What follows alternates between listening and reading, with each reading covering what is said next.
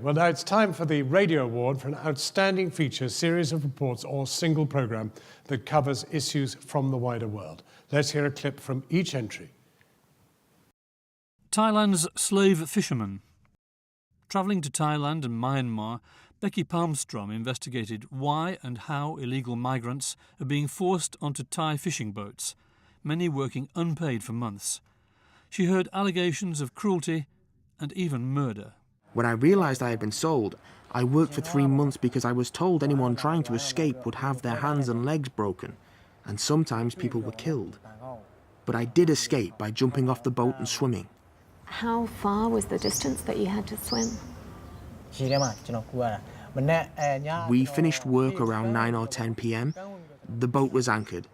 I checked that everybody was asleep and I jumped into the sea with a fish basket to use as a float. At about 4 a.m. I saw a white yacht with foreigners on it. I swam to them and they pulled me out. You swam for 6 hours to try and escape. During that time, were you ever afraid that you weren't going to make it? I was scared. I wasn't afraid of swimming, but I was afraid of the big waves and the sharks. When there were big waves, I covered my mouth with the basket so that I didn't swallow water. Without that basket, I wouldn't have made it. Law behind bars.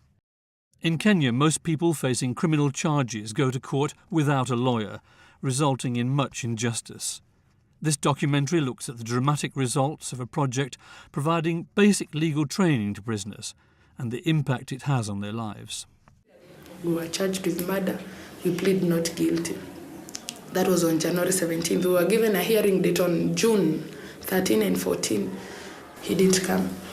The judge was ready. There were 6 witnesses. The state was ready. Everything was ready. He did come. So the judge became angry and he was like, I'm ready, the witnesses are there, and your advocate is not there, so you go come back on November. I tried to raise my hand and the judge was like, no, you go come back on November.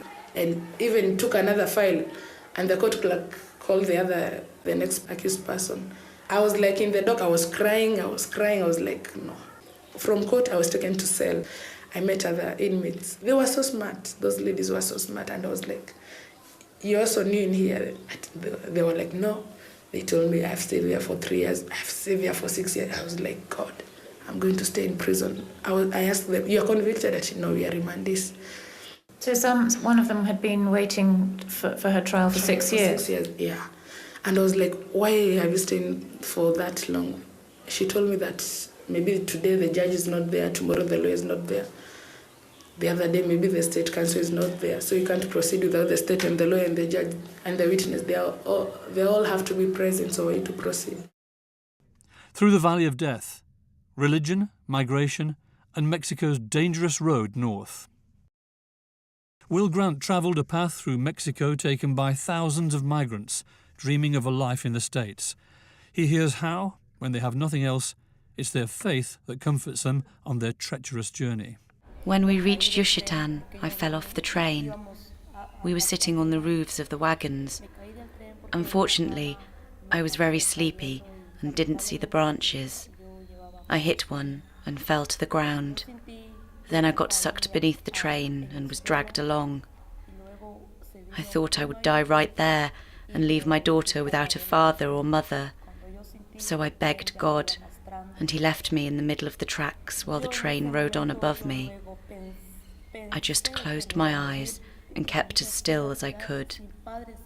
But the pain, the terrible pain which no one could help me with, that I had to endure alone.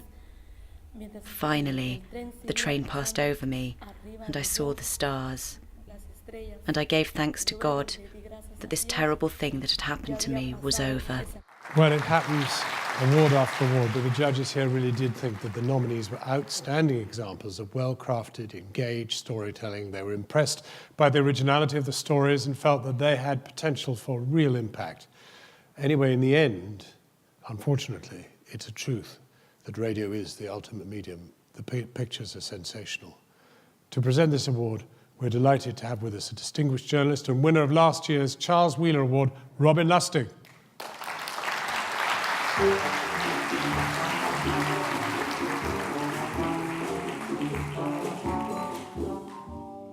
gives me great pleasure to present this award tonight and to celebrate the very best of the miracle that is radio.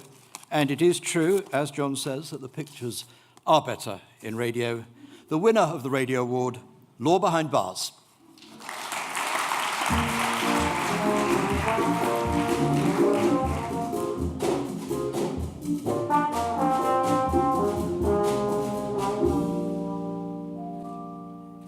Thank you. I think you can tell by my smile that I'm really, really thrilled, because I've been making programs for a long time, but this one was really special. As you could hear from that woman, some of the stories I heard were just unbelievably awful, and the idea that you can be standing in front of a judge who has the power to condemn you to death and you don't really understand what's happening, you may not understand the language. But the positive thing about it was that these prisoners have got themselves trained in law, they're paralegals, and since the training began, they've had 3,000 successful appeals, and it's just amazing. I mean, the flip side is that sometimes they win the cases because they find that the legal system is so flawed that that's how they win. But I'm just thinking of Dismas Omondi, who was one of the main characters in this documentary, and I wish that I could tell him right now that we've won, because he spent 13 years in jail for a crime he didn't commit, and he personally is credited with having helped 250 people get out by coaching them to represent themselves at their trials. And you know, there was hope in those prisons, those infamous Kenyan prisons, because there was this resource, and it was a huge privilege to go there and to hear their stories. And I'm not supposed to spend much longer or to thank people, but I would like to thank the BBC commissioners, because actually this time I was given a whole hour to tell this story, and I was given the time and the resources to go there and really listen and really hear. And I hope that what comes across in that story is them, their stories and their voices, and not particularly mine. So thank you so much. It means a great deal.